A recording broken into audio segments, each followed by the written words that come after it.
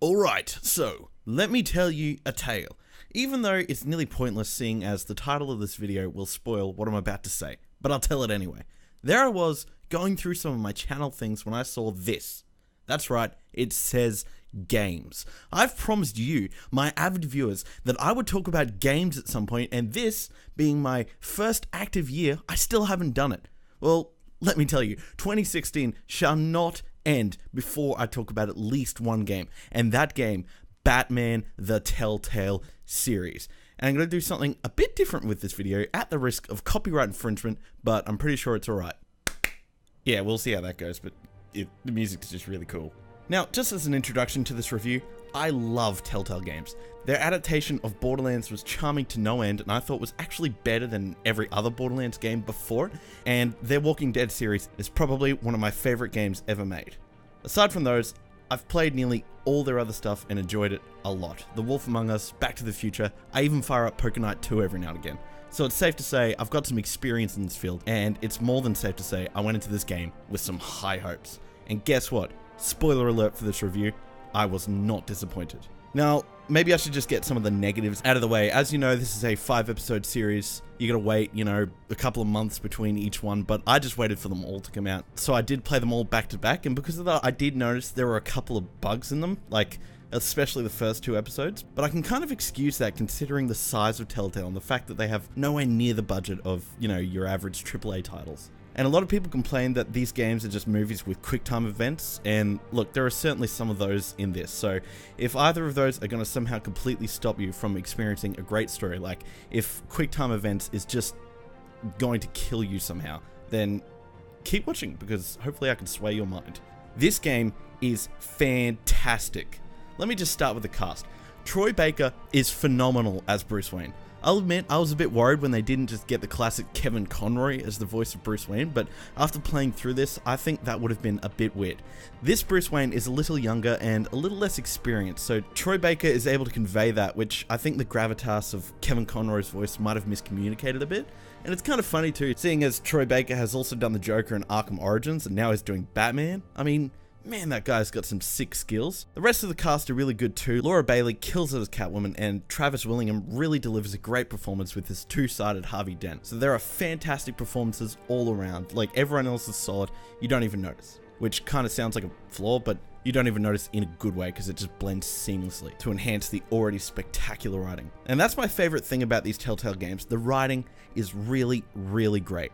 There's nothing more intense or exhilarating in these games than when you're confronting someone one-on-one and you know that whatever you say could have serious repercussions on the story. But more than that, the dialogue was just really believable in this game, and it felt like the choices characters would make were in some way affected by what you say and do, and like their decisions were made because of things that had happened through the story in some way affected by you. And that's really the mark of greatness for me, that you can care about characters and their decisions, that things they would do would feel intense to you and have emotion to them.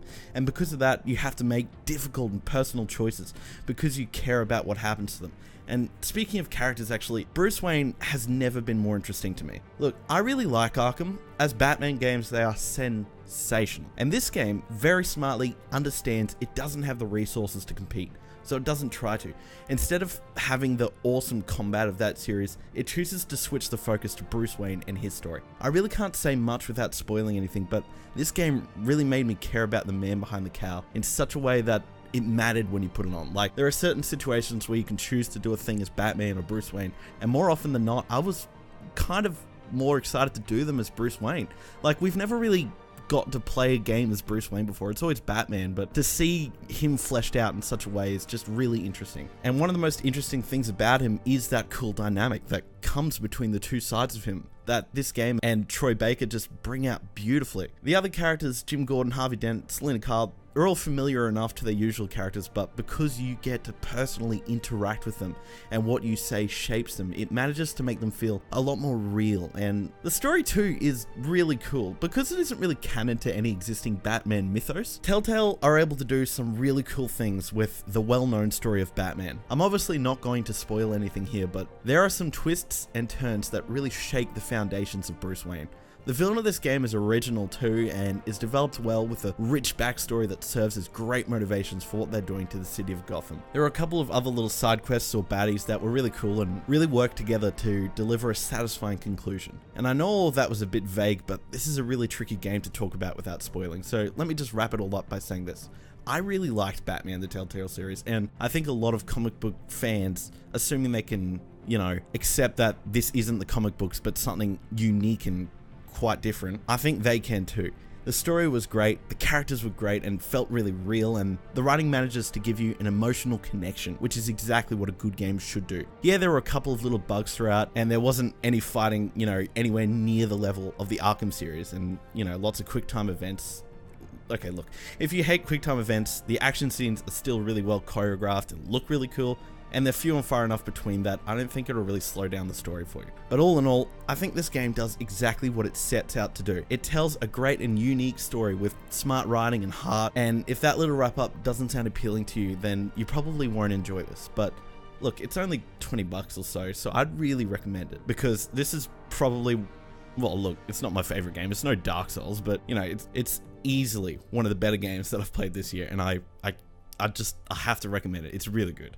Thanks for watching, guys. Sorry if I was, a bit all over the place, but one tries. First video game review and all that, so let me know, what did you think of this game, and maybe what's your favorite Telltale game if you've played one? Let me know in the comments below. Have a good one. Jake Grizzle, out.